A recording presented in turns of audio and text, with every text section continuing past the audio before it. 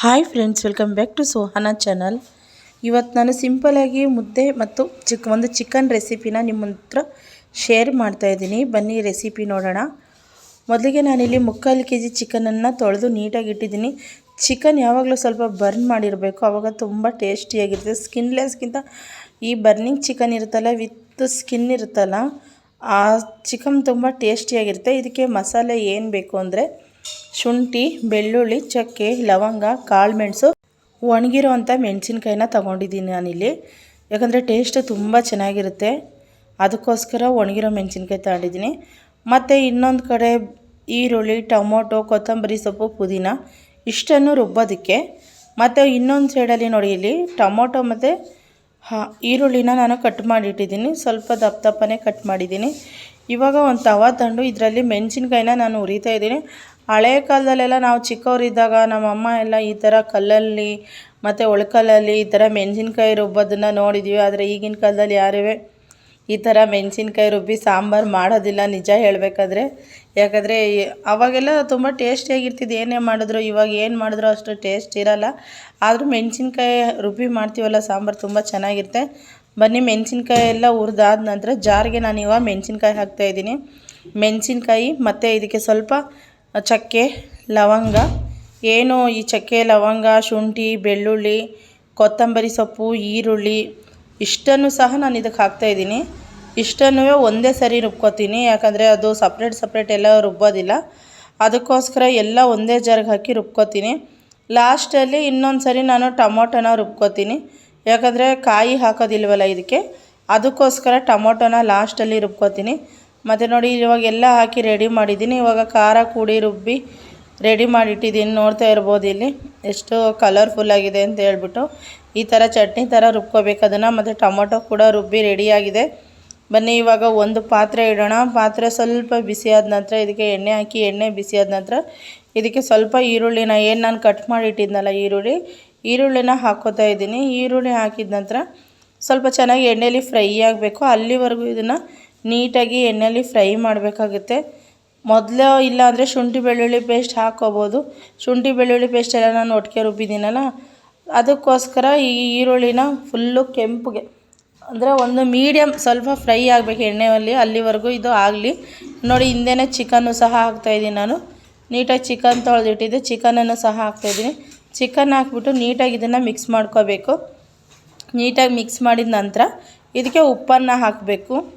ಎಷ್ಟು ಬೇಕಷ್ಟು ಉಪ್ಪು ಹಾಕ್ಕೊಳ್ಳಿ, ಕಮ್ಮಿ ಹಾಕ್ಕೊಂಡ್ರೇ ಒಳ್ಳೆಯದು. ಯಾಕಂದರೆ ಜಾಸ್ತಿ ಆದರೆ ತಿನ್ನೋಕ್ಕಾಗಲ್ಲ, ಲಾಸ್ಟಲ್ಲಿ ನೋಡ್ಕೋಬೋದು. ಅದಕ್ಕೆ ಎಷ್ಟು ಬೇಕಷ್ಟು ಉಪ್ಪನ್ನು ಹಾಕ್ಕೋಬೇಕು. ಉಪ್ಪು ಹಾಕಿದ ನಂತರ ಇದನ್ನು ಮತ್ತೆ ನೀಟಾಗಿ ಮಿಕ್ಸ್ ಮಾಡ್ಕೋಬೇಕು. ಇದು ಮಿಕ್ಸ್ ಆದ ನಂತರ ಇದಕ್ಕೆ ನಾನು ಟೊಮೊಟೊ ಹಾಕ್ತಾಯಿದ್ದೀನಿ. ಏನು ಕಟ್ ಮಾಡಿಟ್ಟಿದ್ದಲ್ಲ ಟೊಮೊಟೊ, ಆ ಟೊಮೊಟೊನ ಹಾಕ್ತಾಯಿದ್ದೀನಿ ನಾನಿವಾಗ. ಈ ಟೊಮೊಟೊ ಹಾಕಿದ ನಂತರ ಇದಕ್ಕೆ ಅರಿಶಿನ ಪುಡಿ ಮತ್ತು ಧನಿಯಾ ಪುಡಿನ ಹಾಕ್ತಾಯಿದ್ದೀನಿ.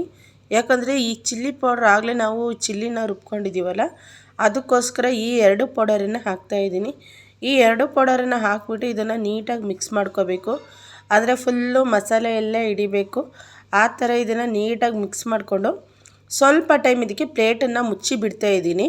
ನೋಡಿ, ಇವಾಗ ನಾನು ಇಲ್ಲಿ ಪ್ಲೇಟ್ ಮುಚ್ತಾಯಿದ್ದೀನಿ. ಪ್ಲೇಟ್ ಮುಚ್ಚಿದಾಗ ಏನಾಗುತ್ತೆ ಗೊತ್ತಾ, ಹಬೇಲಿ ಎಲ್ಲ ಒಳಗಡೆ ಬೇಯುತ್ತೆ. ಅದಕ್ಕೋಸ್ಕರ ಆವಾಗವಾಗ ಪ್ಲೇಟ್ ಇಲ್ಲ, ಒಂದೇ ಸರಿ ಕುಕ್ಕರಲ್ಲಿ ಮಾಡ್ಬೋದಿತ್ತು.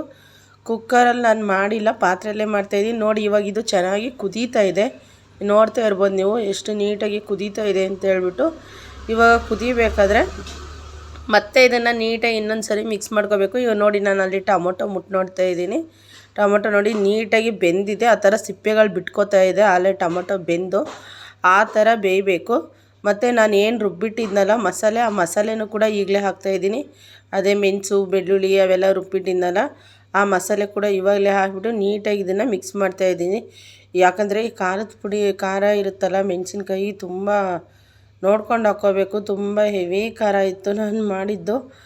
ನೋಡ್ಬೋದು ಇಲ್ಲಿ ನೀಟಾಗಿ ಮಿಕ್ಸ್ ಮಾಡ್ಕೊತಾ ಇದ್ದೀನಿ. ಮಿಕ್ಸ್ ಮಾಡಿಕೊಂಡು ಇದನ್ನು ಸ್ವಲ್ಪ ಟೈಮು ಮುಚ್ಚಿಡೋಕೆ ಬಿಡೋಣ. ಮತ್ತು ಸ್ವಲ್ಪ ಟೈಮ್ ಇವಾಗ ಚೆನ್ನಾಗಿ ಒಂದು ಕುದಿಬೇಕಾದ್ರೆ ಇದನ್ನು ತೆಗೆದುಬಿಟ್ಟು ಇದಕ್ಕೆ ಎಷ್ಟು ನೀರು ಬೇಕೋ ಅಷ್ಟು ನೀರನ್ನು ಹಾಕ್ಕೊಳ್ಳೋಣ ನಾವು. ನೋಡ್ತಾ ಇರ್ಬೋದು ಇಲ್ಲಿ ಚೆನ್ನಾಗಿ ಕುದೀತಾ ಇದೆ. ಇವಾಗ ಎಷ್ಟು ನೀರು ಬೇಕೋ ಅಷ್ಟು ನೀರು ಹಾಕ್ಕೊಂಡು ಮತ್ತು ಇದಕ್ಕೆ ನಾನು ಟೊಮೊಟೊ ರುಬ್ಬಿಟ್ಟಿದ್ದಾರ, ಆ ಟೊಮೊಟೊನೂ ಸಹ ಇವಾಗಲೇ ಹಾಕ್ತಾಯಿದ್ದೀನಿ. ಅದಕ್ಕೋಸ್ಕರ ನೋಡಿ, ಇವಾಗ ನೀಟಾಗಿ ಮಿಕ್ಸ್ ಮಾಡ್ಕೊಳ್ಳೋಣ. ಈಗ ಮಿಕ್ಸ್ ಆಗ್ತಾಯಿದೆ, ಎಷ್ಟು ಕಲರ್ಫುಲ್ಲಾಗಿ ಕಾಣಿಸ್ತಾ ಇದೆ ನೋಡಿ. ತುಂಬ ಈಸಿಯಾಗಿ ಬೇಗ ಮಾಡ್ಕೋಬೋದು. ಇವಾಗ ಟೊಮೊಟೊ ಎಲ್ಲ ಹಾಕಿ ಇದನ್ನು ನೀಟಾಗಿ ಮಿಕ್ಸ್ ಮಾಡ್ಕೊಳ್ಳೋಣ, ಯಾಕಂದರೆ ಇದು ಚೆನ್ನಾಗಿ ಎಲ್ಲ ಕುದಿಬೇಕು ಇನ್ನೂ ಸ್ವಲ್ಪ. ಇವಾಗ ಎಷ್ಟು ರುಚಿಗೆ ತಕ್ಕಷ್ಟು ಉಪ್ಪು ಅಂದರೆ ನಾನು ಅವಲೇ ಸ್ವಲ್ಪ ಕಮ್ಮಿ ಹಾಕಿದೆ, ಅದಕ್ಕೋಸ್ಕರ ಇನ್ನೊಂದು ಸ್ಪೂನ್ ಉಪ್ಪನ್ನು ಹಾಕ್ತಾಯಿದ್ದೀನಿ. ಮತ್ತು ಇಲ್ಲಿ ನೀರು ಹಾಕಿರೋ ವೀಡಿಯೋ ನಾನು ಮಾಡಿಲ್ಲ ಅನಿಸುತ್ತೆ, ಒಂದೊಂದು ಸರಿ ವೀಡಿಯೋ ಮಾಡಬೇಕಾದ್ರೆ ಮಿಸ್ ಆಗಿಬಿಡುತ್ತೆ, ಏನೂ ಮಾಡೋಕ್ಕಾಗಲ್ಲ. ಇವಾಗ ನೋಡ್ತಾ ಇರ್ಬೋದು, ಇದನ್ನೆಲ್ಲ ನಾನು ನೀಟಾಗಿ ಮಿಕ್ಸ್ ಮಾಡಿ ಸ್ವಲ್ಪ ಟೈಮ್ ಇದನ್ನು ಪ್ಲೇಟ್ ಮುಚ್ಚಿ ಬಿಡ್ತೀನಿ. ಯಾಕಂದರೆ ಅದು ಇವಾಗ ಟೊಮೊಟೊ ಹಾಕಿರೋದ್ರಿಂದ ಅದು ನೀಟಾಗಿ ಎಲ್ಲ ಸ್ವಲ್ಪ ಚೆನ್ನಾಗಿ ಬೇಯಬೇಕು, ಅದಕ್ಕೋಸ್ಕರ. ಇವಾಗ ನೋಡಿ ಎಷ್ಟು ಚೆನ್ನಾಗಿ ಕುದೀತಾ ಇದೆ ಇಲ್ಲಿ. ಇಷ್ಟೇ, ತುಂಬ ಈಸಿಯಾಗಿ ಮಾಡ್ಬೋದು. ಇನ್ನೂ ಹೇಳ್ಬೇಕಾದ್ರೆ ಈ ಚಿಕನ್ ಮಟನ್ ಸಾಂಬಾರೆಲ್ಲ ಒಲೆಯಲ್ಲಿ ಮಾಡಿದ್ರೆ ತುಂಬ ಟೇಸ್ಟಿಯಾಗಿ ಚೆನ್ನಾಗಿರುತ್ತೆ. ಇವಾಗ ನೋಡಿ ಗ್ಯಾಸ್ ಎಲ್ಲ ಆಫ್ ಮಾಡಿದ್ದೀನಿ ನಾನು, ಈ ಥರ ಆಗಿದೆ. ಇಷ್ಟೇ, ಇನ್ನೂ ಬೇಕಾದರೆ ಗಟ್ಟಿಯಾಗಿ ಮಾಡ್ಕೋಬೋದಿತ್ತು. ನಾನು ಒಂದು ಮೀಡಿಯಮಲ್ಲಿ ಮಾಡಿದ್ದೀನಿ, ತೀರಾ ತೆಳ್ಳಗೂ ಮಾಡಿಲ್ಲ, ತೀರಾ ಗಟ್ಟಿಗೂ ಮಾಡಿಲ್ಲ, ಒಂದು ಮೀಡಿಯಮಲ್ಲಿ ಮಾಡಿದ್ದೀನಿ ನಾನಿಲ್ಲಿ. ನೋಡ್ತಾ ಇರ್ಬೋದು ಎಷ್ಟು ನೀಟಾಗಿ ಆಗಿದೆ ಅಂತ ಹೇಳ್ಬಿಟ್ಟು. ಮುದ್ದೆ, ಚಪಾತಿ, ದೋಸೆ, ಇಡ್ಲಿ, ರೈಸು ಎಲ್ಲದಕ್ಕೂ ಸೂಪರಾಗಿರುತ್ತೆ. ಇನ್ನೊಂದೇನೆಂದರೆ ನಾನು ಇದಕ್ಕೆ ಕಾಯಿನೇ ಹಾಕಿಲ್ಲ ನೋಡಿ.